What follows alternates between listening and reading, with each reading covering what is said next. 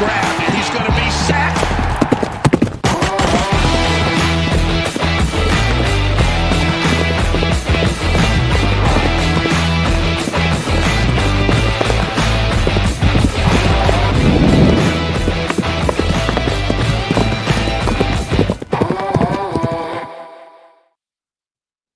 Broncos country, welcome back. It's time for your weekly horsepower hour. We have a super fun show planned for you. Even though Jeremy isn't here, he's here with us in spirit. We're going to break down the Jalen Waddle trade. We're going to talk about the next moves that got to happen now that that trade has been completed. And then for the second half, guys, it has returned for this year's draft, the spin wheel of chaos, mock drafts. That's what we're going to be doing. You want to see what a Sean Payton bong hit pick at pick 62 looks like? Hey, we just might get that scenario. So y'all be sure to get in the comments, like, subscribe to all my friends. The link's in the description. And who was first? Jackson's first. What's up, Jackson? Thank you so much for tuning in. Real quick, guys. So before we get into our moves, when that Jalen Waddle trade happened, was it last Tuesday, Wednesday? It was like 12 hours after we signed off. Yeah, we were praying. Can we finally have a freaking move to talk about? We actually got two, Jalen Waddle. We signed this guy, Tyson Anderson, I think. So, I mean, that's cool, but we don't really care about him. Kodiak, now that you got a few days, give me your first impressions of this Jalen Waddle trade, how you're feeling about the compensation that we gave Miami, everything. All I'm feeling is, I would say a mix of excited, but I would say it's probably 70-30 excited to relieved, okay? I think I'm 70% relieved because I was just like, are we going to do anything at this point in the offseason? And obviously, you had to get a little bit creative with number 30, okay? I don't care about missing out on number 30 this year, and I also don't care about missing out on the third-round pick. The reason I don't is because, with Bryant, Franklin, Mims, obviously those are all guys we like. We like all those guys. But we like our guys. Yeah, of course. We love them all. But we weren't in a position to wait on one more guy, another guy to develop at the wide receiver position or any offensive playmaker position. We needed, Mike Kliss, if he's tweeting, and he's battery powered at this point, if he's tweeting the Broncos need more pop, then what do you know? The Broncos need more pop on the offensive side of the ball. The way I found out was by Marcky sharing it in the Discord. I was like half asleep when I first saw that notification, so I thought I was just dreaming, but I guess I wasn't dreaming, okay? Free agency, the first day, I thought it was a complete nightmare, but last Monday, it felt like a complete dream, or I should say last Tuesday, it felt like a complete dream. That Jalen Waddle's a Bronco, man. Pumped. Yes. Mark, what are your thoughts a few days in on Jalen Waddle? It gets sweeter and sweeter every day. I think about it. It's the perfect move. It was the perfect addition. You talk about, we tried to go through all the different scenarios, right? The free agents that were available, the guys that we can get in the draft. And there was a lot of like really intriguing guys, but none that you felt like extremely confident would actually elevate this room and make it to where it deserves to be with Bo Nix and his rookie deal. But the Jalen Waddle trade does, man. He's the perfect complement to this receiver room. I think he complements Cortland Sutton really well. And I love how it makes everybody else below them kind of move down a spot, but into a more appropriate spot for where they're at. Because now they can be a lot more effective in terms of, what their roles are going to be. And really make the most out of those opportunities instead of kind of putting unnecessary expectations on it. So the wide receiver room is perfect. I think it helps. It's going to help the run game depending on, who ultimately is the main workhorse backs in this offense. And it's going to help cover up a lot of what the tight ends can't do. I love it, man. I'm so excited to see Jalen Waddle. He gives us absolute juice. And I think this is a top 5 offense in the NFL. Easy potential to be a top 5 in the entire NFL and arguably top 2 in the conference. So you got to love it, man. We're going for it. We're going for it in this window that we have. We are pedal to the metal. So let's get this thing rolling. I don't think I've been this excited for an offense until like 2013, man. Or going back to 2013. Because 2013 is when we moved off of Brandon Stokely and we brought in Wes Welker, right? And then Julius Thomas, it was kind of his time to have his shot. at tight end after developing for a while. And you just knew the offense was going to be real freaking good, led by DT and still having Noshawn there. So, yeah, I'm pumped. I don't know if Bo Nix is going to throw 55 touchdowns, but I still think we're in position right now to win a bunch of games. Before we get into our next moves, I want to say hey to everybody in the chat. Can't wait to see what Darian has for us in the chat. Of course, Miles of the Crushing It Show on YouTube. Go subscribe to him. Hollywood Bronco Jackson in the chat. We got Michael, channel member, I think, over on Marky's channel. That's great.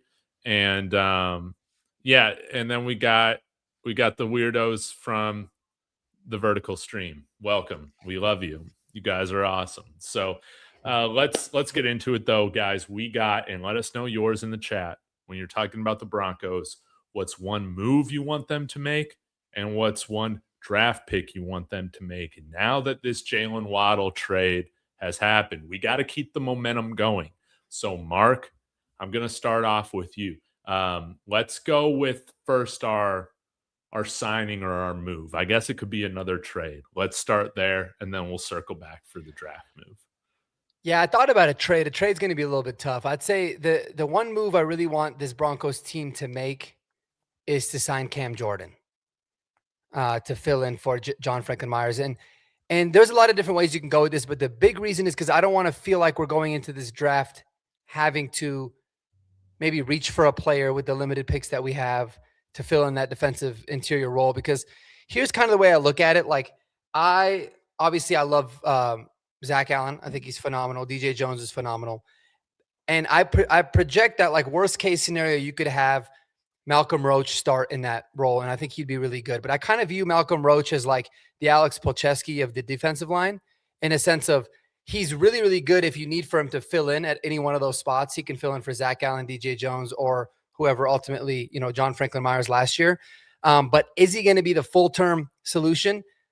I don't know, maybe. And he's probably better off being the fill-in guy. I'd like to go with a veteran player like a Cam Jordan that's hungry, this late stage in his career. Even though he's 36, man, he's playing some amazing football. I think he'd fit in seamlessly. I think he would absolutely eat in this defense, and it would allow for Savion Jones and Ioma Wazurike to still develop at their own pace. I just don't know if they're ready yet. And then you always got Malcolm Roach there waiting in the wings to be able to fill in where you want. So it's a big strength of ours, and he's available, and I don't think he's going to be very expensive. He's familiar with Sean Payton. My pick would definitely be Cam Jordan. Do you have any what do you say to the people like me that are like, hey, he just had 10 sacks pretty much playing exclusively on the edge? Do you think you can sell him to kind of kick more inside and take some more of those hits and double teams? Yeah, I mean, I think so, because my big thing is, if you notice the way that VJ uses those defensive end positions, specifically what John Franklin Myers did, he's always running them on twists and getting them on interior pressures and allowing for the edge guys to really eat there as well. It's not like he's just like, he won't play a very static 3-tech role where he's just kind of eating up blocks and allowing for everybody else to eat, man. Vance Joseph really mixes things up like crazy in that position. And I think it would be a really good transition for him. And again, like what percentage of the snaps did JFM play last year? And he was still super productive, like 40 or 50%. Yeah. And so you're not even going to sit there and say you're going to have a whole bunch of wear and tear. But dude, if you had 10 sacks with the Saints, and I don't even know who the hell their pass rushers were, what are you going to do on a team that was 4 sacks away from breaking the NFL record last year? Right. He'd absolutely eat. And I think he's actually better off being a 3-tech because he's 290 pounds. And so I think you could sell him if you really wanted to sell him, man. But yeah, I don't think it'd be too difficult of a sales move. Obviously, depending on who we're. Well, he's got to come, man. And the money and all that too. I would love to have him here. Kodiak, is Cam Jordan your same move, or you got something else up your sleeve? I mean, I got something way up my sleeve that I don't think anybody's been talking about lately. Although I would definitely be on board with the whole Cam Jordan thing. But what if I told you there was a first-round pick from 5 years ago, 6 years ago at this point, that is currently not on an NFL team, and I feel like he would fit well within our pipeline. Okay. So here's what I'm getting at here. Okay. Obviously, this guy has had one good season in the NFL, and it was with the Eagles 2 years ago. He was a big reason why the Eagles won the Super Bowl 2 years ago. And he's still out there because he was cut by our division rival. I'm talking about Mekhi Becton. Okay. The reason I want us to go out and get Mekhi Becton is because, we've talked about it. All right. We need to get stronger within our pipelines. Okay. Obviously Quinn is Quinn. He's going to be here for a long time, but you have questions at the other spots on your offensive line. Okay. You have questions about, Powers next year, probably off the team. You talk about Palczewski and Pert. While those guys are, Palczewski, obviously they view him as a realistic long-term option. Pert, he's kind of eating up 1.5 million. We saw him last year. I don't think we want to see him again based on what we saw. But man, so I would just like to get stronger as far as our pipeline and developing guys. And Mekhi Becton is still only 26 years old, man. He's going to be 27 this upcoming April. And, like I said, he has had one good season of play on his resume. Obviously, he went to the Jets, and that really didn't work out. But, he was with the Philadelphia Eagles 2 years ago. And, man, those low, cheap, high upside signings, they're a big reason why they won the Super Bowl. Zach Bond, Mekhi Becton. And, I think if you put Mekhi Becton in a similar situation to what the Eagles were able to do with Stoutland a couple of years ago and get Zach Strief with him, man, it solves a couple problems, man. It solves a couple problems, going forward as far as your interior depth. I know Palcho is probably the first guy off the bench at both spots, but you never know. You have these guys that like to play on their natural side of the line. Mekhi Becton was a left guard when the Eagles won the whole thing. So, yeah. And obviously, off an injured player, I get it. But if you guys saw a picture of his dad on draft night, his dad is like twice the size of him, and the picture of his dad is still one of the my group chat pictures because we thought it was so funny. But yeah, now Mekhi Becton, I think if you put him in this ecosystem, man, I think it solves, I think you're killing two birds with one stone. You don't have really the capital to maybe build out your pipeline. So the only question is, you have, a couple decent-ish contracts on your bench on the offensive line, but if there's one place to overinvest, it is the trenches. Dude, well said, man. Now, hey, Broncos, where's Perna? Hey, you got to let him know. We had a free guest spot open tonight. We heard nothing from Perna in the Discord. So, yeah. But, well said, Kodiak. I think that I feel okay about Ben Powers and Alex Palczewski, man. But outside of that, Nick Argiulo, sure. But if Quinn Miners goes down, man, we might have some serious problems, And I like that, man. Maybe he can rebound going from the Chargers to the Broncos. It sure worked for J.K. Dobbins for at least 8 games. So, yeah, I really like that. Now, my move, speaking of the Chargers, this was something that we talked about in the Discord. I'm glad that I have a friend on this show that is actually supportive of this move because, man, it was like pulling teeth to sell guys on this free agent last year, helping out one of the worst backfields in the NFL. And that's, hear me out, after the draft, you sign Najee Harris. That's the move. He's moving well off his Achilles rupture. That happened week 1 or 2? So he's had plenty of time to heal, get back going on it. And this is the math. J.K. Dobbins, 8 games. Okay. Najee Harris, 8 games. That is a full season. That's exactly who we need. He's experienced. He has a handful of carries. He can be just fine. I think that he's an underrated guy in the receiving game if you need to use him that way, and you'll get him for hella cheap. So yes, obviously you draft somebody at pick 62. That's what I want to do. But we like to carry 4 running backs anyways. So there you go. You got 4 dogs that can just go for it. All right. Now, Aussie hates this move. He hates this move. Nah, man, he's going to be just fine. He's going to be just fine, all right? Guys, and Kodiak, Mark supports me, all right? Mark supports this move. Do you support this move? Can we all be aligned on this? Listen, highlight that comment from TW right there. I'd take Najee over Bidet and Jalil, dude. Anything that keeps those two off the Yep. field, I am in support of. Now, when we were doing our free agency stuff like a year ago, I was actually surprisingly really in on Najee Harris. I watched his like Steelers stuff from 2024. I was like, wow, this dude surprisingly has some juice. Then he blows out his Achilles against us, if you guys remember. And then, yeah, I don't know. He just wasn't seen for the rest of the year. But either way, yeah, man. I mean, it's a little interesting. I think, if you are going to do this, you're going to do it after the draft. I think you should definitely explore to see if you have a better option in the draft. But hey, if you're going to carry 4 running backs and, I would imagine that Najee would be the game day inactive if you were to do this. You'd carry RJ, Dobbins, Najee, and then a drafted player. I'd imagine Najee would be the inactive guy, although you keep him on your 53-man roster. Just waiting and, that's not a bad idea, man. It's like the Golden Knights with Mark Stone. Remember, you put him on IR, you find one little ailment, and then you reactivate him when you really need him. That's what we need. Mark, any other thoughts on Najee Harris? Yeah, I mean, I definitely don't hate it. Especially at this point, and especially in the role that he'd be playing, right? Because again, just like TW said, man, whatever to get Bidet and Jalil off of this team. Like, I'm so sick of injuries happening. They always happen, especially when you have J.K. Dobbins at running back, and then just running back in general. And the fact that like year in and year out, we just have no answer for someone that can come in and carry the load when it's realistically the easiest position to be able to find guys that can do it. I mean, when the hell did we sign Latavius Murray? Like was it? It was like midway through the season, wasn't it? Midway through the season, dude runs. Dude. Still, I think he still got 1,000 yards or something. Or he got 100 yards in a game, and he was like the last one before JK finally did it this past season. So yeah, I mean, give me some guys that can go out there and that can perform, man. I think Najee would probably come in on a really cheap price.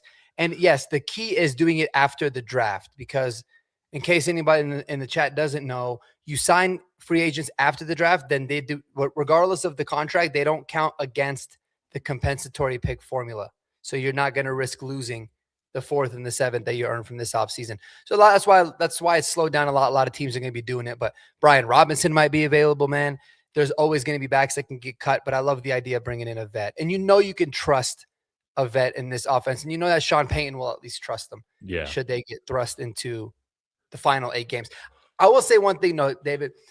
If they do sign Najee, I'd like for Najee to start, give us his 8 games early, and then finish the season out with JK. Yeah. Because that's when you need him to cook, and and JK Dobbins, when he's healthy, man, we know what he can do. So get him for the final stretch run. That's what I'd rather. I love that. And I know, okay, availability is the best ability, but let's be real. Jalil and Bidet are available every game, and those guys suck. Yeah, dude, they are. They have a different kind of ability. They are what we call liabilities. You know what I mean? Big time.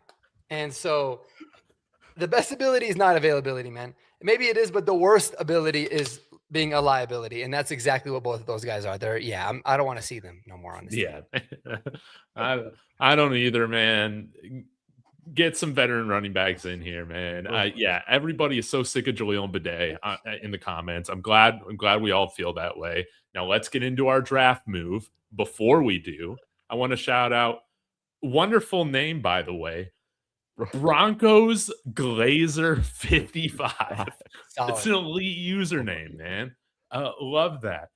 All caps. He says Isaiah Trotter 62, Chris McClellan 108, Katrin Allen 111. We win the Super Bowl with this develop a young guy, Isaiah Trotter. Isn't his name like Josiah Trotter? Does he got his name wrong? Josiah, yeah. Josiah Trotter. It doesn't matter. Autocorrect with lots of reps. He might have been doing this on voice to text, I think, but he's right about this. Trotter, McClellan, Allen, those guys are beasts. And Broncos Glazer 55, dude, we're happy to have you here. We're going to go through a must draft guy, each one of us right now. So who should we start with? Kodiak, I want to start with you. Okay. All right, cool. Man, I think there's a guy who I think fits in great with our mostly white defense. Okay. So if you guys watch Texas Tech, you're going to watch all these fantastic players like Lee Hunter, David Bailey, Jacob Rodriguez, and all of them are just absolute studs, man. But my underrated gem of this year's upcoming class, and I think he fits the mold of a Bronco. Okay. We know that the Broncos, they like their smart players. They like their guys on and off the field. They like their scrappy lunch pail guys. They like their dudes that have played a lot of college football. And Cole Wisniewski out of Texas Tech is the mold, okay, of what they want. Now, Cole Wisniewski is a little interesting because he is a safety, and he did start his college football career as a member of the North Dakota State Bison, and he played there for 4 years. In his first year starting, he got 8 picks, but he kind of had to transform his game to fit the Texas Tech defense, and he didn't get another pick until I actually don't think he had a single pick this past year. Either way, the most underrated, most underappreciated guy of, college football's best defense, in my opinion, was Cole Wisniewski. And I think, you throw him in here, Brandon Jones, he is getting up there in age, and you have to make a decision on him this upcoming year if you're going to extend him or not. Personally, I'd be all for it if that notification hit right now. But, other than that, you have to be wary of your pipeline, all right? I know that Key and Skinner and who's the guy we just signed? Tyson Anderson are all going to compete for that third safety spot. But you don't have a real waiting in the wings sort of thing. And obviously he's not going to go until probably day 3, so that solves the problem too. I don't know how he didn't get a combine invite. Now, I don't really know his athleticism. I didn't even bother to check that on his pro day, but man, he stands out. You're watching Bailey, you're watching Rodriguez, you're watching all these guys from Texas Tech's great defense. I would love Cole Wisniewski. I'm looking up his RAS right now. I don't see it. They must not have had their pro day yet. Nope. I think you're right. Dang you're it. right. I know. Well, I don't know how that, man. I don't know how George Payton loves that. Was that suggestion going with the DB? But it pains him to do it on day 3. Exactly. But you're right. We do need a safety. Even though, man, I'm feeling a little bit better about Devin Key. At this point last year, I was calling for him to be cut. So he's improved quite a bit. Mark, who's your guy that you're planting your flag on saying the Broncos got to draft? Man, there's so many. It's tough because I've done so many different mocks, and like the guys that are showing are available at 62, I don't know if they will be. There might be other guys that I like that could be available, and then at 108, 111. And so I don't really know, but I love Kodiak's thinking. I was hesitant to pick like a defensive free agent that I wanted and then go with a defensive guy in the draft. But the way that I look at it is you got this draft, you got to attack a little bit differently. You still want to have your eyes on the future, guys that you could develop, but you want to find guys that you feel like can contribute right away. And usually with Sean Payton, at least, there's not usually like tight ends or running backs that you feel like can contribute right away, realistically, even though our tight end room is horrendous. And so is it okay if I pick 2 guys that are basically the same, and I'll have the chat decide? We'll allow it. Okay. I'll have because I'm really going back and forth between these 2 guys, but I'm on the same path as Kodiak, but I'm flipping it. So the 2 guys are Kyle Lewis and Torian York, right? So these guys are both technically linebackers that have crazy amount of versatility to play safety, in the nickel, all over the course. And here's the difference. They're both same measurables, about 6 feet tall, 220 pounds. When you watch Torian York play, he plays like a linebacker with his hair on fire out there to kill you. Kyle Lewis plays more like a finesse player, but he's an unbelievable cover guy. If you watch him in the Senior Bowl, he was covering running backs in that drill where linebackers are not supposed to win, and he was winning on every single one. And so the reason I like both these guys is because, man, you kind of have a need at depth inside linebacker, and you have a need at depth safety. They could cover both of those. They're kind of Swiss Army knives that you can play all over the field. So in certain packages, they're going to play. And I truly believe that they will be demons on special teams. If I had to choose between the 2, I'm probably going Torian York, because if this guy was literally 3 inches taller, I genuinely believe he's a top 15 pick in this draft. He's that good. 39 straight starts in the SEC at Texas A&M, the best, like one of the best defenses in the entire league. Absolutely like smart football player. And he just like, he fires you up just watching him. One of my favorite players, but I love the idea of like this Swiss Army knife type of playmakers on the defensive side that can play everywhere. Like maybe they fill in and they end up being a safety for Brandon Jones next year. Cool. If they end up being the eventual starter for our terrible inside linebacker group, great. But they could play right away. And then on special teams, I feel like they're going to be one of the special teams aces. So give me Torian York, man. But they're both real good. Real good. Mm-hmm. I think I'd go with Torian York too. I like his I just like his style, his game a little bit better than Kyle Lewis. Although Kyle Lewis is an interesting chess piece. This seems to be pretty divisive, Mark, in the chat. Some people are like, man, VJ can't work with a tweener. Other people are like, give me Jake Golday over both of them. Yeah, Jake Golday is a good player too, obviously. But yeah, I think I will say, I think Kyle Lewis would definitely profile better, as I think he's like more adequately sized to like play that safety role how you would want it to be played in Denver. Well, and my thing is that like I love Golday. I think he'd be phenomenal. I don't think he would play much at all his rookie year, which is totally fine. I'm just trying to find guys that could play right away just because he's a linebacker and he needs a little bit of developing. But I'll measure. Everyone always talks about VJ and Isaiah Simmons, right? And I get that. I think that was a lot more Isaiah Simmons than it was VJ. Dude, look at the way Vance Joseph utilized Talanoa Hufanga this year.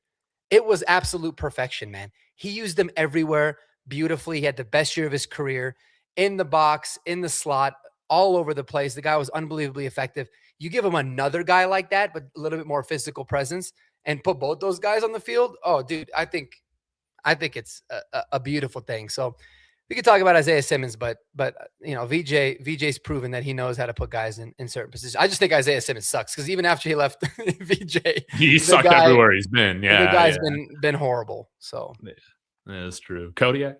I mean, the one thing I will say, going back to the whole Isaiah Simmons thing, I get it. But also, a year later, they did the same bullshit with Zaven Collins, and it didn't work out either. So, like, I don't know, man. But yeah, no, those guys sucked. Like, Keim obviously didn't know what he was doing. He got that DUI, and he was probably drunk during those draft meetings either way. Yeah, no, I think York has the reason I think York would be better is because I feel like he has the better chance of being a true, like, linebacker, and obviously he's called the defense. Like, you look at all the scouting reports that they say about Torian York, first thing that pops up is team captain. And for better or for worse, we've seen that the Broncos, they really value that a part of their equation. He can call the defense, so I don't think we've got to worry about him, struggling to speak Spanish or anything like that, especially because he was in Corpus Christi. I know that they have a large population down there that can speak Spanish. But yeah, I love Torian York's game, and I think that he would fit in great here, man. I think he'd be great, and yeah. And you know what's crazy about him?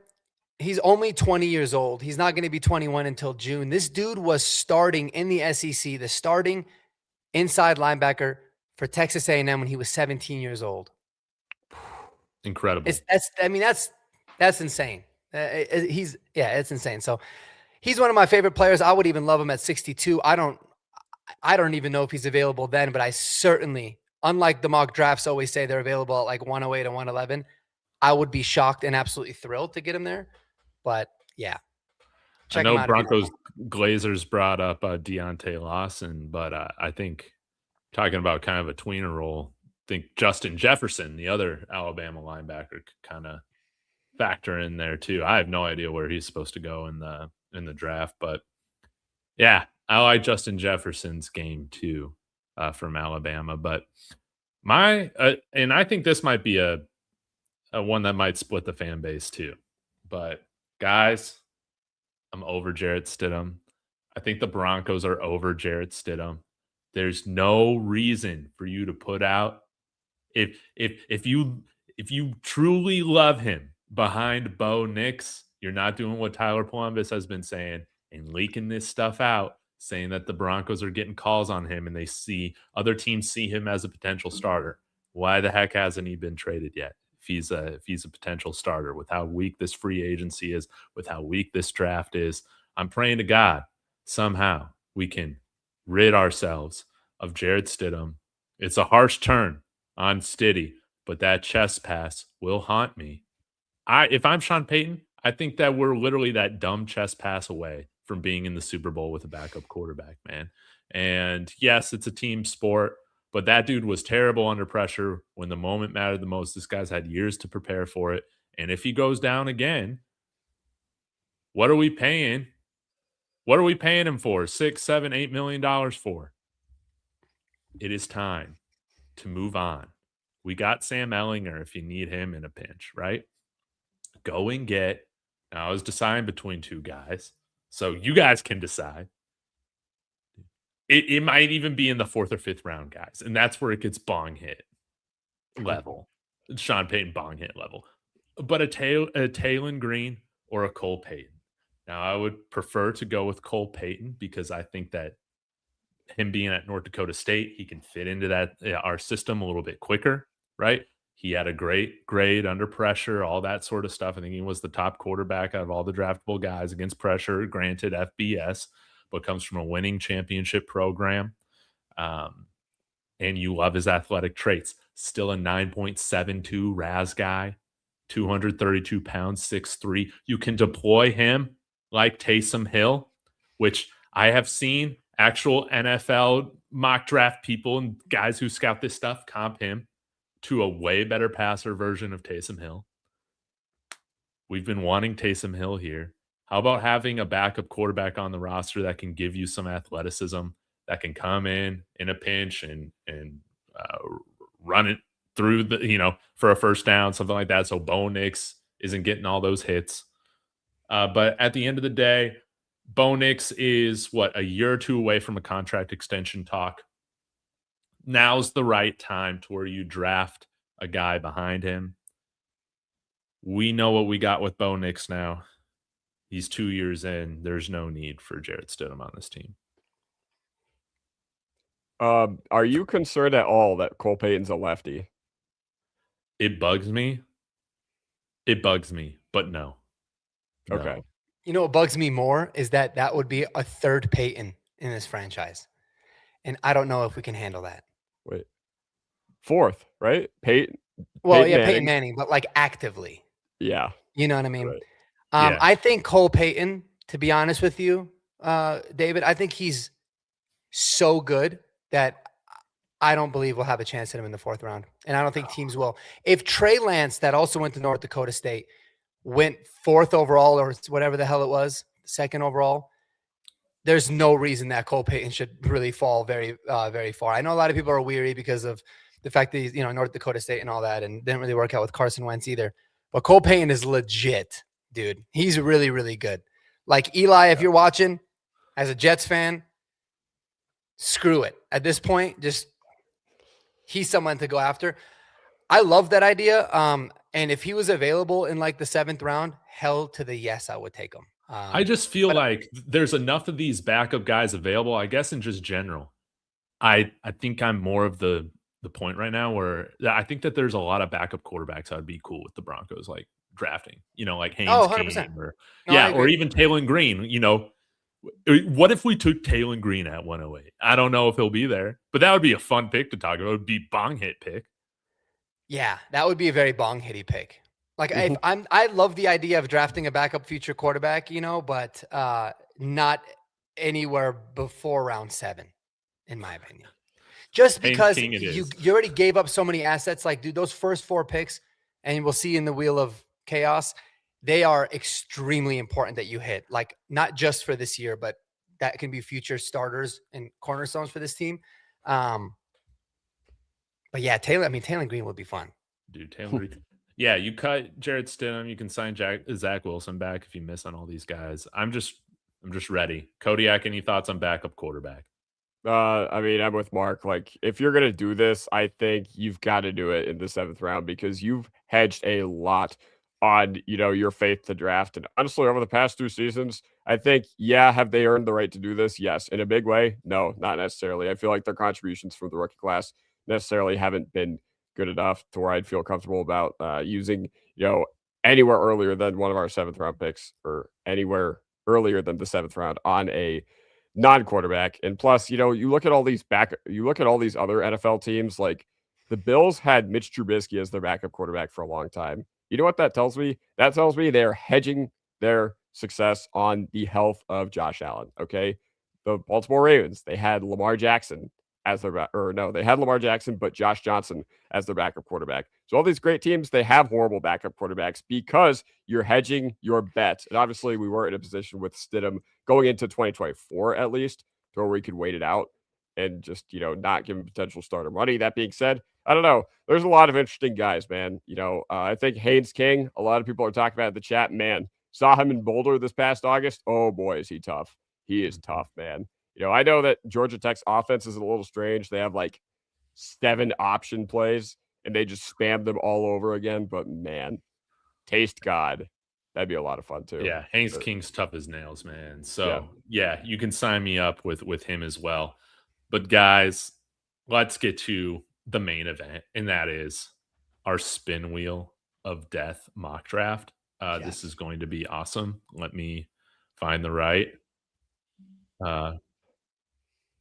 Okay. So I don't know if you guys heard that clapping sound effect. Give me 1 second. Okay, here we go. So, guys, if you need help seeing this, these are the options that we'll have for our mock draft. We have trade back, a drunk Elway hit, a bong hit Sean Payton pick, a chat's choice, along with all the other main positions on the roster that we need to address at some point. We won't get to all of them, but we will be doing this through the PFF mock draft simulator that we will oscillate between. This should be a lot of fun. Of course, chat, let us know your picks at every single place. Shall we get started, gentlemen? Let's do it. All right, let's do it. So, without further ado, let's spin the wheel. Oh, yes. Oh no. Oh, no. That's not what I wanted. So this is for the first pick? We have to do alignment? This is for the first pick. So it's going to be offensive line. How mad would you guys be with the first pick being offensive line right now? I would never, ever, ever be mad at Trenches being our first pick of any draft ever. Likewise. Me neither. Dude, let's go. Well, let's talk about it. We got Caleb Tierman, who we had a visit with. I can't remember if it was at like the Combine or Pro Day or whatever. Keelan Rutledge available. There are a lot of centers like Connor Liu, Jake Slaughter, Mark Bell's a guy that we've met with. Demetrius Crownover's a tackle from Texas A&M. Billy Schrouth, guard from Notre Dame. I think he was the guy that was hurt.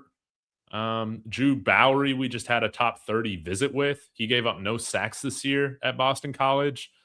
Let's guys, any particular name that's really calling you right now? Kodiak, Mark? The one that really sticks out to me real quick is Demetrius Crownover. Like, this is going to be way, way too early for him, in my opinion, but he's a converted tight end, if you guys didn't know. Okay. He's he's huge. Yeah. Yeah, exactly. And obviously, he has excellent size and good athleticism, but, there's a worrying trend that his pass blocking has kind of regressed every year, but he would be, I don't know, man. I like the idea of going a guy that can, be in the bookend, because I like the idea of taking a tackle, because it's easier for them to kick them into guard than it would be to kick a guard inside to tackle. That's just the way I'm thinking about it. But yeah, I don't know. He's kind of got an interesting profile, but what do you guys think? The only reason I'm not a fan of Crownover is because he's mainly a right tackle and he's extremely raw. Maybe he could be a guard, but I mean, he's definitely an option. I think for me, I agree with you, Kodiak, in the sense of like, I like to get a guy that's a tackle, because you can always, maybe you kick him in a guard if you need some developing, and then he can be your outside guy. I would say the best tackles available on that list are Caleb Tiernan and Cage Casey. Both guys I like. Cage Casey, I think this would be too early. Caleb Tiernan would be really, really good overall. I know he's a very highly touted prospect overall. I mean, obviously a big dude at 6'7", 325, but tons of experience at Northwestern. one of the best pass blocking tackles. He's not going to be, mainly like your run blocking guy, but he's like a genuine, year or two out. I feel like he could be your franchise tackle at the left or the right side, most likely on the left side. So I love that. And then I'll say Keelan Rutledge. I know he's a guard man, but he's an unbelievably good one. Dude, I love him. I think that he's always been somebody I've talked about early on. Like he's an absolute mauler in the run game. One of the best run blocking guards in this draft. How much does he play this year? Not really too sure, but when we move on from Ben Powers, most likely next season, he's a plug and play, easily started right off the bat as well. But I like the idea of going tackle. Personally, if I had a choice here at 62, it'd probably be Caleb Tiernan, but I'd be fine with any of the guys mentioned, honestly. What about you, Mr. Tox? Oh, man. I love Keelan Rutledge, man. Captain for Georgia Tech. And he gave that whole Georgia Tech offense, man, that attitude, that it needed. I'm a huge fan of him. I think he could start day one for us. And maybe we're able to get something for Ben Powers because I'm sure his cap hit would be low to another team that we trade him to. Could be interesting. But you're selling me on Tiernan, man. We do need to think about moving on from Garrett Bowles eventually. Hopefully not for a while. But that is something that would be nice. Do you think he can play guard too, Mark? I mean, I always be like, yeah, if he can play tackle, he could probably play guard. But I don't think he would ever be asked to. I think he would be like a straight developmental guy. If he's not ready quite this year and we needed somebody to fill in, then we could use Crummer or, your favorite guy, Matt Pert. But I would be surprised if he wasn't ready to play tackle, in his rookie season, had he needed to. And then to bump into guard, maybe. I mean, 6'7" is pretty big for a guard, but it's all Pert strike. I think he could. Somebody had mentioned Jennings Dunker in the chat. I think it was T Fishes. Yeah. I know he got taken. That would 100% be my choice, and it'd be the easiest decision for me here, personally. Yeah. Because I know that he can play guard and he can play tackle really well as well. So he's like an ideal prospect, but yeah, he might not be available here. Well, guys, I don't mean to cop out, but I think most of the chat is saying go with Rutledge here. Are you guys cool with that? Yeah, I am. All right. Let's do it. We'll see how it goes. Boom. We got him. Ladies and gentlemen, we got him. All Broncos right. Twitter, I feel like would go crazy, though. Oh, they'd be like, we waited 2 days of the draft for us to take a guard. It's like, hey, man, I don't care.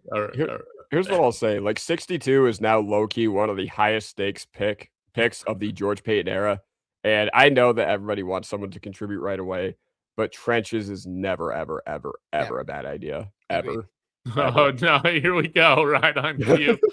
Mike, we failed Bo. Screw protecting him, right? Get him some guys to giving him some lanes so that Jaleel McLaughlin can get a big run one day. Okay. Let's spin the wheel again. So offensive line is off the wheel. Let's see where we go. Are we going to pick 108 now, or are we doing like our first round? Yeah. Oh my God. This is becoming a disaster draft. No, this is your boy Kodiak. We could do your guy. Wisniewski? Yeah, we could. He should be available here. Yeah, he should. Oh man, we got defensive back. Let's see. George Payton just wet his pants seeing this. Oh man, now. I love Tack Davis, but I think a corner would legitimately get the fan base to riot. Yeah, 6'4" corner though. That's kind of. But dude, terrible in man coverage. You should be better at 6'4", right? Yeah. I don't know. Is he more of a zone guy? Yes. Yeah. Michael Taff is a guy that I like, but is Bud Clark available? Yeah. You like Bud Clark? I love Bud Clark, and I'm sell me on Bud Clark. He will not be here at 108, but he is in this one. So, yeah, that would be my choice. I think he's phenomenal. What makes him phenomenal? I think Clark is really good too. Is VJ Payne here as well? The other purple safety from the Big 12. Who is it? Oh, BJ Payne. Yes. Oh, He's available in the 7th round. Interesting. All right. Sounds like Bud Clark. Yep, sounds good to me. Everybody else is signing off on that in the chat. So Great. That's all that matters. Thank God DB is out of here. All right. Will we get a bong hit Sean Payton? Oh, wait, please, tight end. we Yes. did it. Yes. We barely made tight end. Okay. Time to fight. Tight end. Time to fight. Oh, this Let's is do going to it. be a fun one. A lot of good tight ends available. Justin Jolie, Jack Andrews, Dallin Bentley, Nate Borkircher, Joe Royer, Eli Raridan, Tanner Kojal, Wait, we can't Oscar see. Delp. Share your PFF screen. Yeah. Oh, my bad. Other guy. My bad. Oscar Delp, Kojal, Cuevas, Raridan, Royer, Borkircher, Dallin Bentley, Marlon Klein. I haven't looked at Marlon Klein much. I don't think he's that good, honestly. You like Jolie, even though Yeah. Love Jolie. you love Justin Jolie. Jolie's would probably be my choice too here of all these guys. Because I mean, and Cody, I know you've been diving really deep into the tight ends, but the thing that I love about Justin Jolie, and again, one of those guys I don't think will be available at 111. He's probably going to go a lot higher, but dude, he's like a very, very good receiver. And the fact that he's 262 pounds, like blew my mind. He does not move anything like that. And you can see a lot of upside with the blocking too, man. I think he's one of the more complete tight ends with a whole lot of upside. So I like him, but I know there's probably more that you wanted to add there. Oh, yeah. He does not move like he's 6'3", 263. He is fast, dude. He is really, really fast. And, I watch an interview with every prospect that I look at because I just want to see how they are. And then he goes to the podium, I think, against Virginia Tech. Quarterback throws him the shittiest ball I've ever seen on like a 4th down. Then he goes to the podium, Justin Jolie, that is, and says, I got to make that. That's on me. I'm the guy. I'm the captain. But, yeah, man, there's just a lot of guys who can he can just win in a variety of ways, man. One-handed, tiptoe, high point, he can do it all. And I think that you can be very creative with him in the red zone. So, yeah. What are the other options again? We got Oscar Delp. Nah. Thoughts? I'm not a big Delp fan, man. I think if Oscar Delp didn't play for Georgia, nobody would be caring about him, to be honest with you. Like, I don't believe in drafting tight ends like he's super underutilized or he has a bunch of potential. Like if you're playing in Georgia, which is a history of like utilizing a tight end and you were underutilized, that kind of tells me that there's probably a reason for it. Cool, you blew up your pro day, is what it is. But I'd rather go with somebody that's got a little bit more production. And I mean, and what I like about Jolie, and I know this was I don't think it was all at North Carolina State. If I remember, he transferred for summer, but look how consistent he is. Like 56 catches, 43 catches, 48 catches, over 500 yards basically every year, except, 489, and then touchdown machine. So I love the consistency there across the board too. Yeah. Another guy I'd be stunned. I'd be stunned if he actually made it to us at this pick, but Yeah. I think it's an easy pick. All right. Mikey wants to fight us on Oscar Delp, okay, in the chat. Mikey wants to say learn ball. Listen, as much as, we can say that Oscar Delp was an underutilized Brock Bowers, why was Mike Bobo the offensive coordinator, the same offensive coordinator that Brock Bowers had, and the same offensive coordinator that got Oscar Delp 20 catches this year when he was active for every game Georgia played? That's a good point.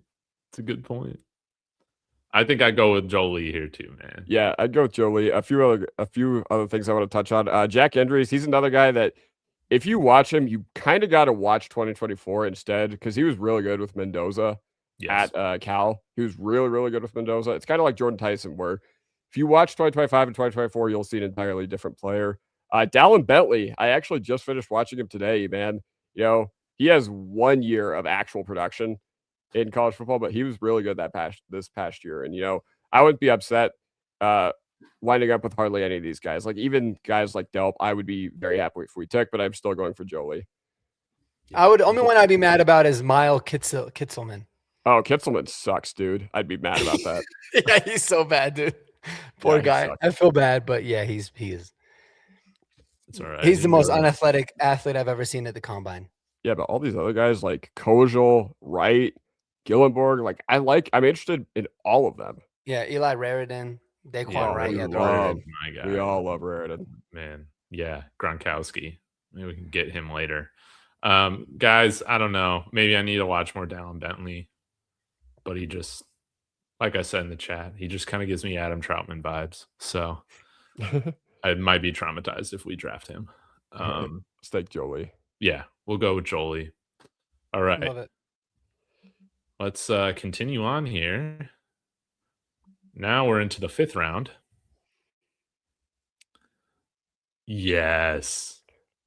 Oh, please. Yes, we got Elway. We got a drunk Let's do Elway it. pick. Yes. Yes, let's go. All right. Where are we? Drunk Elway pick at pick 170. Guys, is there anything coming to mind with you? Jeff Caldwell is available, who had like the 2nd highest RAS score for wide receivers ever behind a Megatron, I guess, this past week or at the I forget. It's insane. But he can't really run anything other than a go route. That's kind of I got another idea for you. So- All right, do me a favor. Go to safety. Oh god. No, but you'll see what I mean by this. And Okay. then go down quite a bit to Kendall Daniels. He played at OU. There you go. All right. So first of all, go to the first look. This guy was a safety, and he's 6'5", 240 pounds. Oh my gosh. And when you go back over to the stats, check out how crazy this is. And you go down, look at the snaps by alignment. He's literally played everywhere. All 3 years, he's played on the D-line, in the slot, a few as on the corner, in the box a whole bunch, and he's played deep. He's like one of the most confusing prospects because I have no idea where the hell he would play or if he's even good at anything. I barely hear anything about him. He's ranked, I don't know what, 250 something. He's ranked 365 on PFFs. So it's like, I feel like a really good Elway bong hit pick because he's like, look at this guy plays everywhere. Like, I don't know what the hell where we would play him at, but like we could figure it out. So that kind of came to mind for me, but I'm also down to go with like a quarterback or maybe like a kicker or something here. I was about to say, go to the wide receivers real quick. You know, one thing Elway did not do a good job of is judging character, okay? And there's a guy I'm looking for in particular. I think he got taken, okay? Eric McAllister. You know, Eric McAllister had a lot of really, really big legal problems that I think, like Seth McGowan, that I think, okay, it looks like he's off the board here, but that would definitely be somebody who, you know, he likely will fall because, you know, you talk about McGowan getting in trouble in 2020. McAllister got booked, got charged for something like a year ago. So I don't know. Yeah, it's too bad we don't have Clay Webb here to take. He would be the pick. But yeah, I don't know any of these guys' legal history. It would kill me if we drafted Dane Key. We're not going to do that 1.34 yards per route run. Disgusting. Actually, I have an idea. I have an idea. Okay. The reason I think Robert Henry Jr. would be a drunk John Elway pick is because he's a home run hitter running back that only runs a 4.5.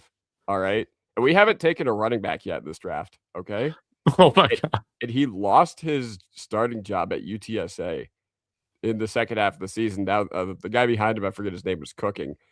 But then I saw Robert Henry run like a 4.5, and I thought his best attribute was his home run speed. And I was like, okay, I'm out. I know. I was bummed to see him run that 4.5. And he still had 1,000 yards on the year, but you're right. We haven't drafted a running back yet. And yeah. I just don't know who would be bong hitting. I mean, Eli Heidenreich, you'd be thrilled with that. Yeah, he's got way too good a character. He's in the Navy. The 5th round, though? Drunk John Elway would take him in the 5th round, right? No, what's the chat, Sam? Let me see. Adam Randall. Oh, yeah. the converted tight end to running back. Receiver. Oh, yeah. Receiver. Converted receiver to running back? Yeah. But he's fat too. He's like 6'2", 235 or something. Yeah, he's an big. absolute tank. Yeah. A DB no What one else has did we- ever heard of is about right for Elway. Isaac Yadam in the 3rd round. Dude. And who is that? Who is that one guy we drafted? I think we drafted him as a corner, and then we tried to move him over to receiver. He was garbage at both. He punched somebody at DIA. What was his Demari name? Mathis? Brendan Langley. Brendan Langley. Yes. Brent, that was the best, dude. I'm like, oh yeah, that sounds really cool. Let's get a guy that's barely played that position. Mark, I like your idea right here. Yeah, I agree. I think it's Kendall fun. Daniels. Yeah. Even I guess our boy Andy talked about, follow Andy NFL Substack, guys, the best draft stuff. He said that he actually has him ranked. I have Daniels on my linebacker board with a super developmental early day 3 grade, but fuck, Let's he's go. fun. What he says. 6'5", 242-pound safety. Sold. Let's Dude, do yeah, it. an absolute tank. Yeah. Biggest safety in the NFL. That's what we'd have. All right. 246. Let's see what we got here. All right. Let's see. This is a good time for a bong hit. We get a chat's choice. All right. Chat. Who are we going with? You got to let us know. Mark, Most I have votes an wins. idea. Mark, I have an idea. Do you still have that Broncos trivia book behind you? Yeah. Okay, you should. I remember what we did for this last year was you read off a question. And then the first person that got it right got to pick. Oh, I love that. Oh yeah. All right. I dig it. Let me find one of these. See if any of this is good. And you guys can have Chat GPT ready if you want. That's fine. People are saying running back, linebacker, defensive lineman.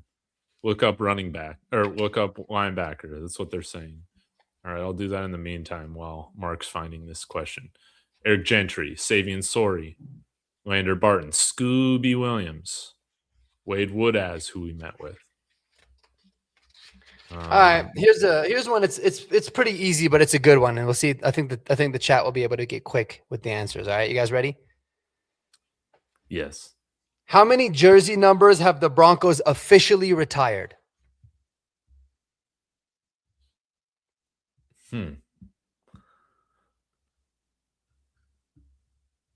Come on, chat. I know there's a little bit of a delay, but you know. Mm-hmm. Incorrect, Darian. I think it should be 3, yeah? Well, yeah. So there you go. Roan 77 got it. Roan was the first one to get it. Because it's Floyd Little, right? Yeah. 44, 7, 18. Let's go, Roan. All right. Who you Kind of picking? messed up that, 44 is not I mean, what a great number. And we never got to experience it in our lifetimes. Yeah. Roan, you get to choose. You get to choose the pick here. Whatever pick you want. You want to show them the picks that we've gotten so far in this unbelievably unrealistic mock draft. Yes, we got Keelan Rutledge at 62, at 108, safety Bud Clark, at 111, tight end Justin Jolie. Actually, I wouldn't mind this. Kendall Daniels is crazy. Yeah, and then Kendall Daniels at pick 170. So running back, developmental tackle, linebacker.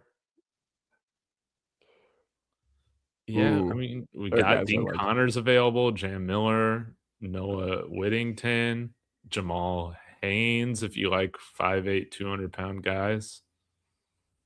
5'9", 190. Ew. CJ Donaldson, was he hurt this year? I don't know, but Strez said he wouldn't add anything to this room, and he watched every game of Ohio State, so I'll defer to him.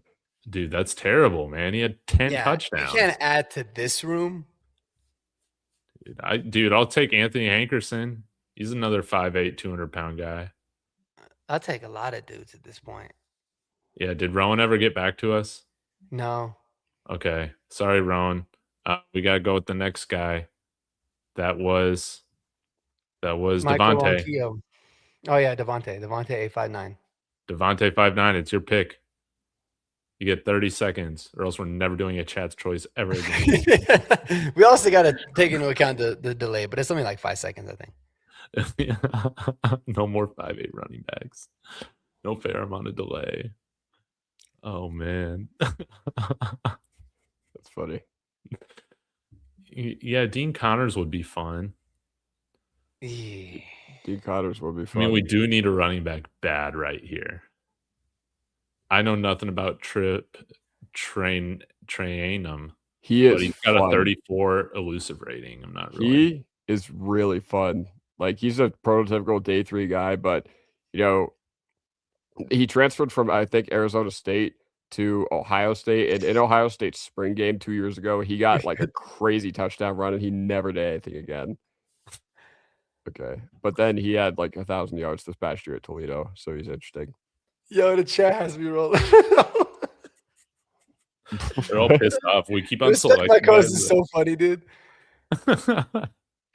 Yeah, I think Darian, I think we're not gonna let you pick because you didn't know if Little retired. Couldn't remember if Little retired. I don't think any of us could remember if Floyd. We said the F word. We don't tolerate bad language here. Just kidding. Only when I say it. Yeah. 38 seconds. Oh, wait, did Devontae get back to us? My Obama phone? What does that even mean? No. All right, first person to come in here with a pick, we're just gonna use. Forget the trivia. Yeah. Yeah, to be honest, I don't watch college football that much. Oh my God, Broncos Glazer picked Jam Miller for us. Oh my God! Oh my God! Hell yeah! What's wrong with Jam? Pre-combine, he was my lowest rated running back that I watched. Dude, I just didn't like him at all, man. I mean, I don't know how his analytics. Look at those grades. I don't know. He's not elusive, apparently. His yards after contact, missed tackles forced, not very good. But I mean, he's 5'10", 221, so people will cream themselves. Let's do it. He had a good RAS. He had a really good RAS, and like people started to do that. But I was looking at Alabama fans and what they thought of him. They were just like, he'll be great on the San Antonio Brahmas. Well, we got to go with them. Broncos Glazer was the first one to get the pick in. So he ran a 4.42 though. That's actually pretty wild that a guy that size. Dude, that's good. All right. Thank God we're through that pick. That took an eternity. All right. I'll remember that for next year. Sorry, guys. Dude, it'd be really funny if we actually took him in the 7th. He ended up actually being pretty solid. This is one of the greatest episodes. We can't trade back. We got the last 2 picks of the draft. Remove that. Remove that. What do you mean? All right. Oh, I forgot to remove running back. Trade? There's no way. For next year? Here we go. Yes. We finally got the bong hit pick. That's the only thing that matters. All right. Where are we going, guys? Jalen Daniels, Taylon Green, Cole Payton, freaking Haynes King, Diego Pavia. He's like, what he measuring? Dude, Diego Pavia. 5'10". Hell yes. Hell yes. I would actually love it if the Broncos took Diego Pavia. Yeah. Come on, talk him up. Make the case. I mean, I'm a big fan of him. Do I think he's going to be really good in the NFL? I mean, probably not. He's obviously really undersized, but he's got so much like Baker Mayfield to him in a sense of like he's cocky as shit. He's super confident. Like you talk about a backup quarterback though. I think he profiles as a really good backup because he's going to play his ass off, man. Like the dude is a warrior. I mean, he was competing with Eli Stowers as New Mexico State, I think, to be the quarterback there. Obviously beat him out, and then Eli ends up transferring over to tight end. But the guy has been successful everywhere he's gone. He obviously turned around the Vanderbilt program. Again, one of those dudes that like super fiery, and I feel like profiles to be a really solid backup that can come in and like just win you some games. Think like Ryan Fitzpatrick. You know, remember, like everyone loved Ryan Fitzpatrick. He would do some dumbass plays, but he would also make some unbelievably great plays. I kind of see that with Diego Pavia. Like in a realistic guy that actually plays quarterback, he would actually be a pretty intriguing backup option. You're not worried about him being shorter than Russell Wilson? Not really. No, Not really, because I feel like there are some guys that I don't know. I feel like every quarterback that's short, that's not good, is not bad because they're short. I just think that they suck, right? But like, I mean, what's Baker Mayfield was 6 feet. I think he was like 5'11" something, and he's proven that he can he can play. So I'm not overly concerned with the height. But again, you talk about a backup quarterback. Yeah, but would that be bong hitty though? I mean, kind of. Yes. Low key, yeah, it would be. I think it would be fun. We could also. Is there any really good like Trey Smack, the kicker from Florida? We can get Jeremy Crawshaw's former specialist, draft a kicker and have him compete with Lutz, even though we just paid him. That would be a little bong hitty. Who? Trey Smack. Wait, now you got Jeremy Crawshaw's former Smack. Was that the guy that ran like a 4.4 at his pro day and drilled like a 70-yarder? Wait, he's a kicker that ran a 40? Oh yeah, no. Who was that guy that kicked the set? He was yoked, man. The dude is like shredded out of his mind. Why has this guy got no stats? It wasn't Trey Smack. The UTSA kicker, Jaffrey Murphy. So he ran a 4.5 40-yard dash and connected on a 70-yard field goal. Wait, what's his last name again? Murphy? I don't think he's on here. Just Mason Murphy. Bong hit Sean Payton would take a project. UTSA. Yeah, I think I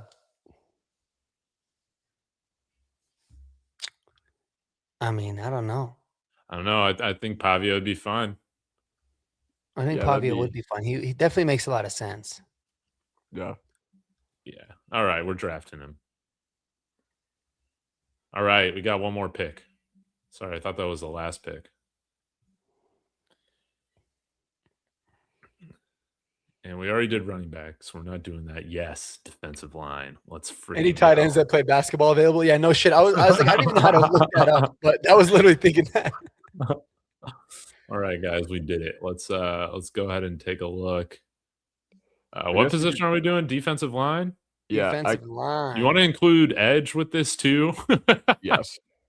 Patrick Payton just ran like a really fast 40, I saw. Isn't that Sean Payton's son name too? Imagine we draft him and Cole Payton. Dude, that'd be sick. Yeah, he ran a 4.65, but I think he ran like something fast in his pro day. Wouldn't this be a bong hit Sean Payton draft? BK says no running back. Well, yeah, wouldn't this be a bong hit Sean Payton draft? The Wheel of Chaos did not call for a running back. Yeah, it did not. Amazing. What about Gary Smith III, 340 pounds? That's got Kodiak's eyes up. Yeah. We're open. I was literally just trying to find the heaviest guy. It's between him and Cameron Ball. Gary Smith III right there, UCLA, yeah. Oh, damn, dude. This guy does not win on pass rush, but he wins on the run. And at altitude, how many snaps do you think guys like this can play? Not many. I don't think they can play many. The reason I think the way we've constructed our defensive line is the way it should be. You know, our guys are a little bit lighter in a sense, like the JFMs, the Zach Hounds of the world. They're a little bit lighter for their true positions, but I don't know. We could go with Jacoby and Guillory. It's a hell of a name. Guillory, Jacoby and Guillory. All right. The second. But don't forget that's the second. With the tech. Oh, Jordan Vandenberg. Dude, why has this guy got any grades? Played a bunch of snaps. I kind of noticed that. Maybe they haven't gotten to him yet. Oh, that's annoying. He's got 21 pressures last year. It's pretty damn good. Actually, that's really nice. He's 6'3", 310. Georgia Tech. Yeah. All right. And lastly, Dominic Williams. Isn't he big? No, not really. Okay. A lot of times, this is how we learn about half these prospects. We're like, oh, shit, let me go watch Bobby Jamison Travis. See, there you go. That's the guy, I think. Who? You're talking three first names as his full name. Bobby Jamison Travis. That's a hell of a name, dude. Dang. 12.1% run stop rate.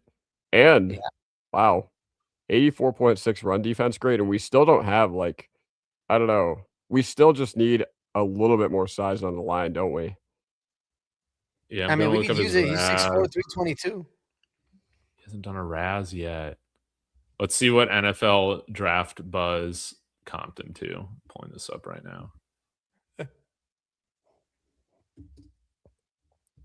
Ran a 5.25 at the combine. Don't care. All right. Oh, look, draft projection 6, so we're getting good. Yeah, Jordan Phillips, that would make sense. JJ Pegues, that would make sense too. Oh, Pegues, right? Pegues. Is it Pegues or Pegues? I thought it was Pegues. Either way, whatever the hell his name is, dude. I'm cool with him. Yeah. I like Let's that. go. He sold me. Let's see the A grade. lot of good names here. So, guys, watch this be the most accurate mock draft ever. We did take a running back. We took Jam Miller. Oh, yeah. Sorry, I'm on the wrong page. Yeah, so guys, this is it. I mean, Keelan Rutledge, Bud Clark, Justin Jolie, everything's going good. And then we just start tripping acid in the 5th round. Kendall Daniels in the 5th. Jam Miller out of all the running backs available. We go with him. Diego Pavia in the 7th round, and then Bobby Jamison Travis. He gets the highest grade out of any of the picks according to PFF. I'll tell you what, man. You could sell. I mean, you could sell this to a fan base if you needed to, though. Like, first of all, I love the first 3 picks. Kendall Daniels is going to be like, hey, at least we're intrigued. We don't know what the hell to expect. But like, of all the guys that we saw on the running back, I know that Jam Miller is like probably the least sexy pick of those guys. But one thing you can say is at least he's got a shitload of experience at running back, and he played at Alabama. So he might be one of those guys that he wasn't necessarily the best in college, but I mean, who knows? Maybe he becomes his name was Jam, and all this guy did was get jammed at the line for less than 4 yards of carry. I know, Jamarian, or is that his full name? Oh, yeah, I don't know. I thought it was Jam. Yeah, really good special teams guy. Yeah, BK's done with our shit. He says run another draft without that cursed board. Are you kidding me? I mean, I'm with it. If you guys got time, I could do it. Let's go real fast. Okay. All right. Shall we make this fun and do like more randomness? Sure. Okay. I always hate choosing from the same guys all the time. All right. No. All right. I guess we won't use the wheel, but Ty Simpson is available for backup quarterback. What we got for tight ends? All right. Oh, Jadarian Price. We got Isaiah Trotters available. We got Sam Roush. My pick is Sam Roush. Cody, okay. What we got our running back here? Freaking Mike Washington. You would rather have, I mean, Mike Washington is most definitely not going to be here. Would you have Sam Roush over Mike Washington? You don't think he'll be there at 62? I don't think so. Like, Mike Washington legitimately, like Sam Roush, yes. But Mike Washington literally had the best size speed score since JT. Yeah. Well, here's my thing. There's also Jonah Coleman, who, if you look at this team, like I agree with you. I think Mike Washington's going to be a better prospect, higher ceiling.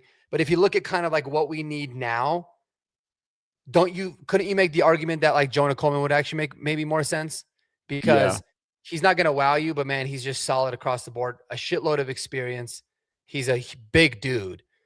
And apparently, I think he's pretty good at pass pro. If I'm not mistaken, he's one of the guys that's like one of the better pass protectors.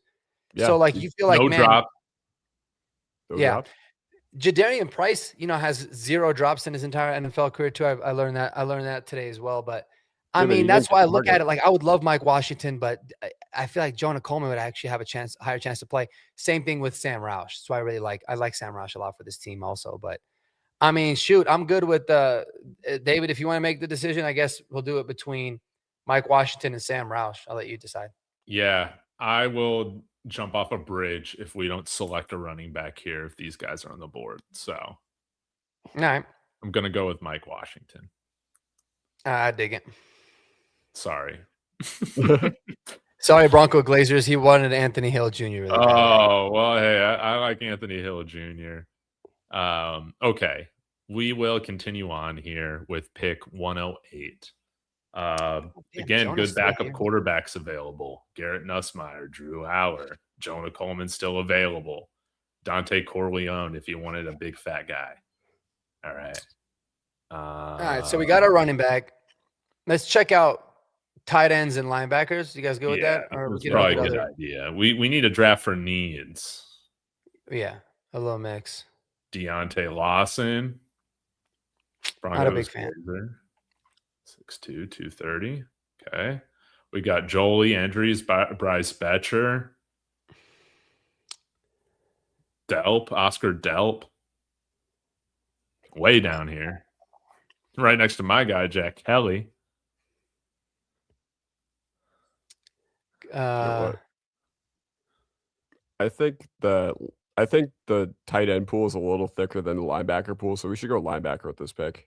Or let's maybe we can make it fun because we're picking at 111. Yeah. Show me the tackles real quick. Okay. Let's see this because I did a similar draft before and it was like Crown over Cage Casey. all right. I love the idea of Cage Casey. We can see how this draft goes because I think we still might be able to get a tight end and a linebacker that we like. But I mean, I love the idea of a player like him that we can develop. I think this would be fun. Yeah. Okay, let's do it.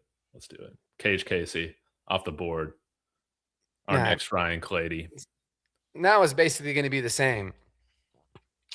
Well, so we got to go what we linebacker do or tight end here, probably, yeah. But here's the thing. Who's going to play more this year? Let's talk about it. Who's going to play more this year? A tight end you draft right here or a linebacker you draft right here? A tight end. You think so? I think so, yeah. Because It they're depends. very conservative with their deployment of rookies, but even more so on the defensive side of the ball. And the tight end room is just so ungodly horrible. It has been 10 times worse. As much as we harp on the linebackers, as much as we didn't want Singleton to be back here, the tight end play has been exponentially more pathetic than the linebacker play. Yeah. Like, I mean, dude, Justin Jolie would, I think, be the obvious choice, but sometimes it's like, I want to make it realistic. I just don't think he'll be available at 111. I'd be shocked. That's fine. We could go, I mean, let's pretend he's off the board. We drafted him in the last draft. And I do believe, I believe that Torian York would play a lot, but it would be mainly on special teams. Yes. But I think he would play a lot. I think with Singleton on a 2-year contract, they kind of understood, and he kind of understood that he was going to be mentoring his replacement. And I think Torian York is made of all the stuff that they want. Yeah. Or and I mean, it's really a 1-year deal with Singleton. Like, you could get out of his contract next year easily. Which, once again, we talked about getting Jaleel and Bidet off the field in the last draft. I'd be all for getting Singleton off the field next year. Okay. Likewise. It sounds like we're all in agreement on Torian York then. Yep, I like it. I love it, actually. That would be I'd be thrilled with that pick. All right. Oh, yes. You already know. Let's do it. Yeah. Dude, yes. Eli Raridon. Eli Raridon for sure. He's got to be our Rob Gronkowski. 6'7", 252. Yes, please. Yeah, Raridon would be the shiznit. This is actually a really good draft. I like this one a lot. Yeah, I like the randomness meter up on here. This is kind of fun. All right, 3 7th-round picks. Lake McCree, we got the quarterbacks available. Eric Gentry is an interesting guy that I think is just a special teamer for at least 2 years. Haynes King. I don't really have a strong drawing to any of these players. Do you? I don't think that one white dude from Iowa, that receiver, is available. But Wedgen went before this, I'm pretty sure. Yeah, not surprised. Yeah, 229. I mean, for what it's worth, my favorite late guys are one of them is Carson Ryan, If you wanted to like add another blocking tight end. Ooh, Oh yeah, he's good. yes. Yeah, I'm not a big fan of Riley Nowakowski because he's only 6'2".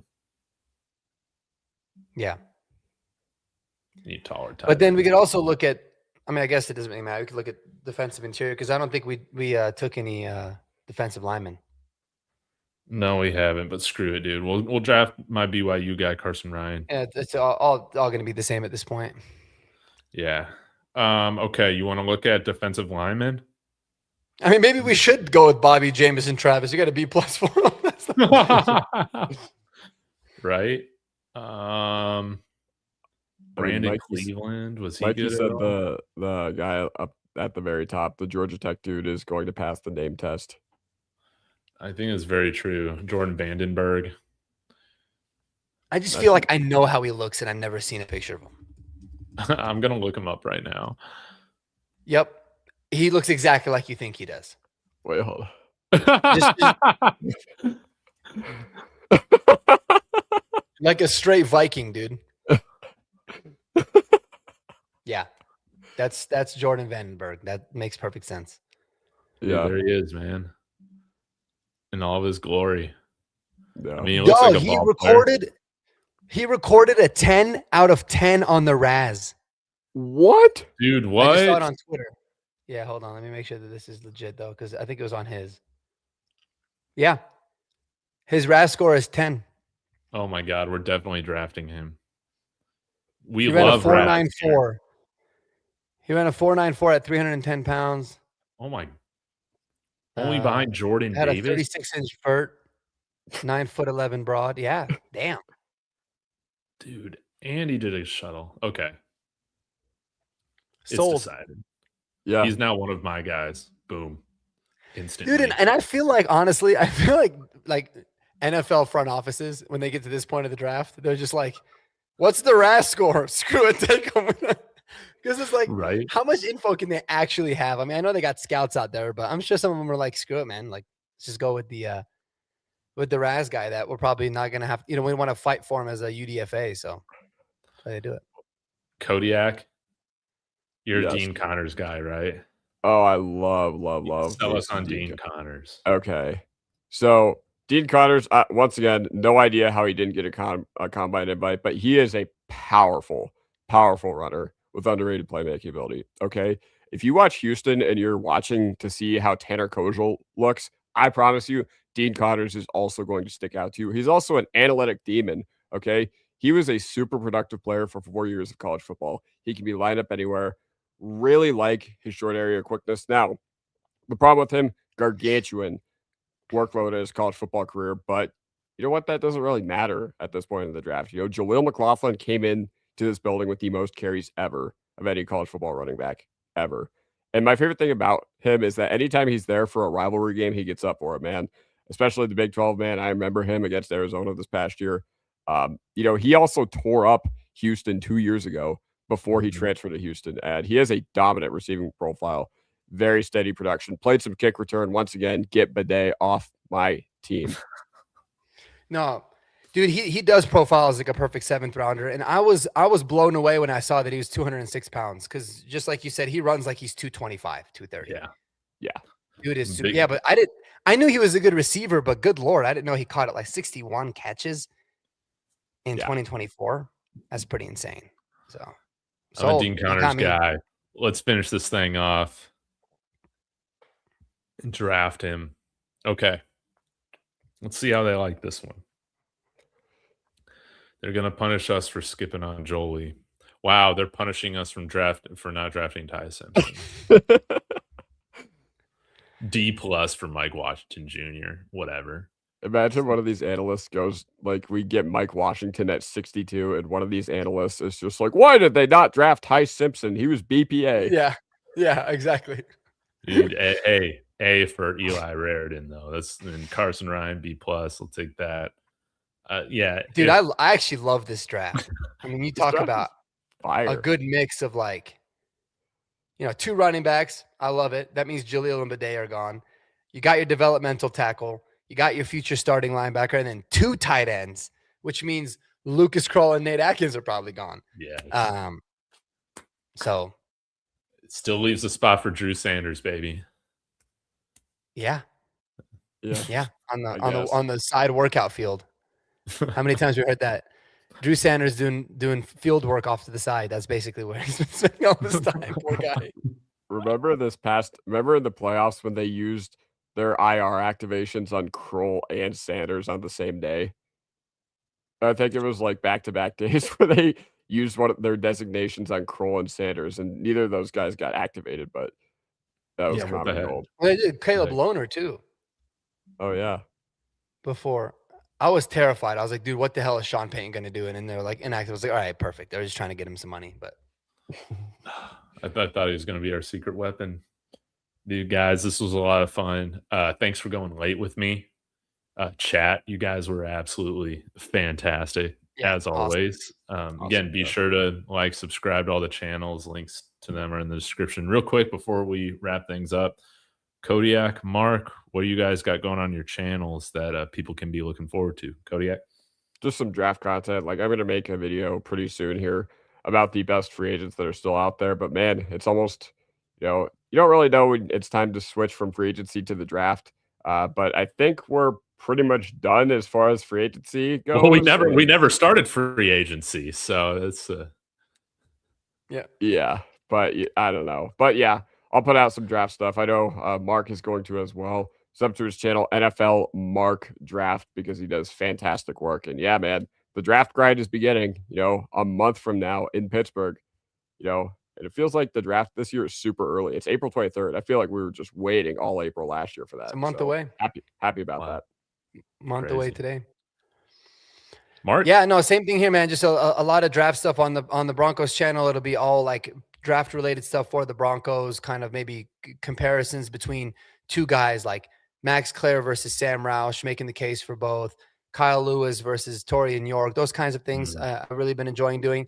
And then on the NFL Mark Draft channel, it'll be more like league-wide, broad, trying to expand the horizons there and talk a little bit more about other teams, especially now because we don't have a first-round pick. So that'll be a little bit, at least, give me a reason to tune in, see how close we got. But yeah, I appreciate it, man. You guys in the chat were awesome. And this is always it's quieter time of the year, but it's really, really fun before it gets uber quiet after the draft, which maybe not for us, because I do think Broncos are going to make a lot of their free agency moves after the draft this year, but always something to talk about, man. Always, man. Well, guys, we'll be back next Monday. We'll see what we got planned. Maybe we go through some other mock drafts, and yeah, we'll continue to have some fun with it. But really appreciate every single one of you guys spending your Monday evenings with us, and we'll see you guys tomorrow or soon. Go Broncos. Go Broncos, baby. Peace.